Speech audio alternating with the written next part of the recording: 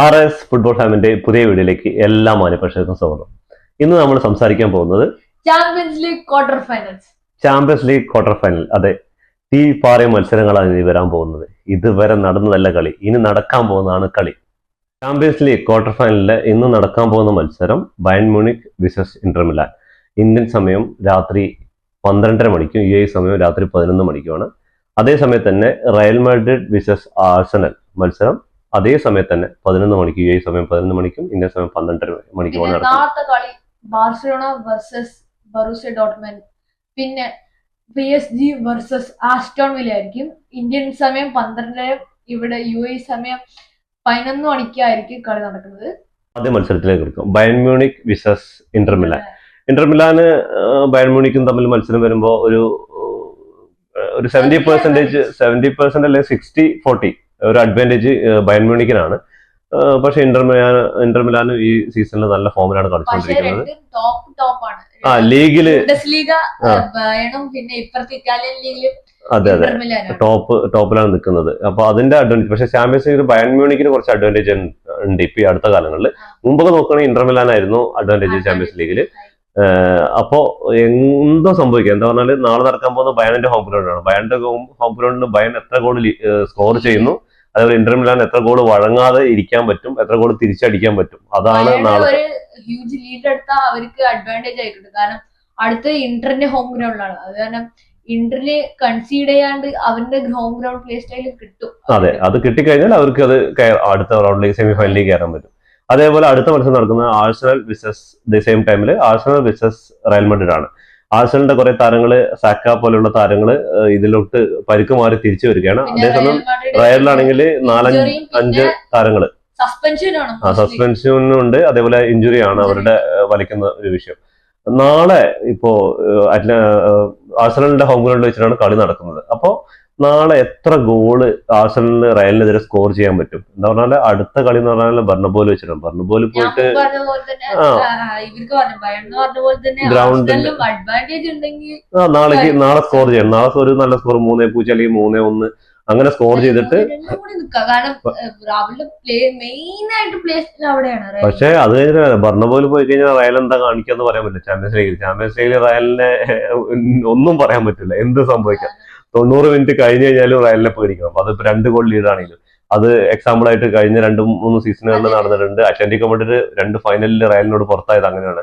ഇപ്പൊ കഴിഞ്ഞ മത്സരം തന്നെ എടുത്ത് നോക്കിയാലും അതേ അവസ്ഥയാണ് റയലിന്റെ കൂടെ നടക്കുന്നത്. നാളെ നടക്കാൻ പോകുന്ന മത്സരം ബാർസലോണ വേഴ്സസ് ബറൂസിയ ഡോർട്ട്മണ്ട് ബാർസന്റെ ഹോം ഗ്രൗണ്ടിൽ വെച്ചായിരിക്കും. പിന്നെ അടുത്ത കളി ബാർസന്റെ ഒപ്പം തന്നെ കളിക്കുന്നത് PSG വേഴ്സസ് ആസ്റ്റൺ വില്ല ആയിരിക്കും. അതേ സമയത്ത് നടക്കുന്ന കളി PSG വേഴ്സസ് ആസ്റ്റൺ വില്ലയാണ്. PSGന്റെ ഹോം ഗ്രൗണ്ട് ആയിരിക്കും. പക്ഷെ ഇതിലിപ്പോ ഹോം ഗ്രൗണ്ട് എവേ ഗ്രൗണ്ട് എന്ന് പറഞ്ഞാൽ ബാഴ്സയ്ക്കും PSG-ക്കും എനിക്ക് തോന്നുന്ന ഒരു ബാധകമല്ലെന്നാണ്. അവരിപ്പോ ഹോം ആണെങ്കിൽ എവേ ആണെങ്കിൽ ഈ PSG ബാഴ്സയും ഒരേ കളി നടക്കുന്നു. അതെ, അവർ 2 ടീമും ബാഴ്സയുടെ ആയിക്കോട്ടെ PSG-യുടെ ആയിക്കോട്ടെ അവരുടെ കളിശൈലി അതാണ്. അവർക്ക് ഏത് ഗ്രൗണ്ടിൽ പോയാലും അറ്റാക്ക് ചെയ്യുക, ഗോൾ സ്കോർ ചെയ്യുക. അതാണ് 2 കോച്ചുമാരും എടുക്കുന്ന. അത്രയും പ്രഷർ ചെയ്ത് കളിക്കുക, അത്രയും അറ്റാക്ക് ചെയ്ത് കളിക്കുന്ന ആ ഒരു നിലപാടിലാണ് 2 കോച്ചുമാരും. ഇപ്പൊ ലൂയിസ് എൻറിക് ആയിക്കോട്ടെ, ഹൻസി ഫ്ലിക്ക് ആയിക്കോട്ടെ, 2 പേരും അതേ ഒരു നിലവാരത്തിലാണ് പോകുന്നത്. ഡിഫൻസ് അത് ഓക്കെ. അതേപോലെ ഈ 2 ടീമുകളുടെ പ്രത്യേകത എന്ന് പറഞ്ഞാൽ ഇവര് മിഡ്ഫീൽഡ് ഭരിക്കുന്ന ടീമുകളാണ്. അതുകൊണ്ടാണ് ഞാൻ അന്നത്തെ വീഡിയോയിൽ പറഞ്ഞിട്ടുണ്ടായിരുന്നത് എനിക്കൊരു ആഗ്രഹം എന്ന് പറഞ്ഞാല് ബാഴ്സയും PSG ആയിട്ട് ഫൈനലിൽ വരുന്നത്. പക്ഷെ അതിന് ചാൻസ് കുറവാണ്. സെമി ഫൈനലിലോട്ടാണ് അത് വരാനുള്ള ചാൻസ് വരിക. പിന്നെ ഈ കളിയെ കുറിച്ച് പറയാൻ ബറൂസിയ ഡോർട്ട്മണ്ടിനെ നിസ്സാരമായി കാണാൻ പറ്റില്ല. അവര് നല്ല അറ്റാക്കിംഗ് കളിക്കുന്ന ഫുട്ബോൾ കളിക്കുന്നതാണ്. അതെ, ലാസ്റ്റ് ടൈം ഫൈനൽസ് വന്നതാണ്, റയലിനോട് പരാജയപ്പെട്ടു. പക്ഷെ നമുക്ക് ഇതിൽ ഇപ്പോഴത്തെ ബാഴ്സലോണയുടെ ഫോം വെച്ച് നോക്കുമ്പോൾ അറ്റ്ലാന്റിക് ബറൂസിയ ആയിട്ട് ഏകദേശം നല്ല ഒരു ഇതിന് നാളെ ഒരു ലീഡ് ചെയ്യുന്നുണ്ട്. പക്ഷെ നാളത്തെ ലീഡിന് അനുസരിച്ചിരിക്കും അടുത്ത സെക്കൻഡ് ലെഗിൽ വരുന്നത്. അതേപോലെ PSG ആയിക്കോട്ടെ. പക്ഷെ ഈ സൈഡില് ആസ്റ്റൺ വില്ല ഇപ്രാവശ്യം നല്ല ചാമ്പ്യൻസ് ലീഗ് നല്ല ഫോമിലെ കളിച്ചു. റാഷ്ഫോർഡും അസൻസിയോയും വന്ന ശേഷം ലോണിൽ വന്ന ശേഷം നല്ല കളി ഒരു കാഴ്ചവെക്കുന്നത്. അതേപോലെ PSG-ക്ക് നാളെ നല്ലൊരു സ്കോർ ലീഡ് ചെയ്യാൻ പറ്റിയില്ലെങ്കിൽ വില്ല പാർക്കിൽ പോയിട്ട് ആസ്റ്റൺ വില്ലയെ തോൽപ്പിക്കൽ ചിലപ്പോൾ ടാസ്ക് ആയിരിക്കും. അപ്പോ അതും കൂടി ഒന്ന് കഴിഞ്ഞാൽ ഓക്കെ, അതൊക്കെ ശരിക്കും. പക്ഷെ ലിവർപൂളും അത്ര ഫൈറ്റ് ചെയ്തിട്ടുണ്ട്, നല്ല ഫൈറ്റ് മത്സരമായിരുന്നു. അതിലും നല്ല ചാൻസുകൾ PSG കിട്ടിയിട്ടുണ്ട്. 2 മത്സരം, ഏവേ മത്സരത്തിലും ഹോം മത്സരത്തിലും PSG കിട്ടിയ അവസരങ്ങൾ ഒരുപാട് അവസരങ്ങൾ കിട്ടിയത്. 2 കളിയിലും ഗോൾ കീപ്പർമാരായിരുന്നു അത് വിന്നിങ് ആയത്. മാൻ ഓഫ് ദി മാച്ച് ഡോണറൂമി, ഈ സൈഡില് നമ്മുടെ കോട്ടവി ആയിരുന്നു, അലിസൺ ആയിരുന്നു. അങ്ങനെ നല്ല ഒരു കാഴ്ചവെച്ചത്. റെഹാനു, പിന്നെ ഇതിലിപ്പോ ആരൊക്കെയാണ് സെമിഫൈനലിലേക്ക്, നിന്റെ ഒരു പ്രൊഡക്ഷനിൽ സെമിഫൈനലിലേക്ക് ആരൊക്കെയാ വരാൻ ചാൻസ്?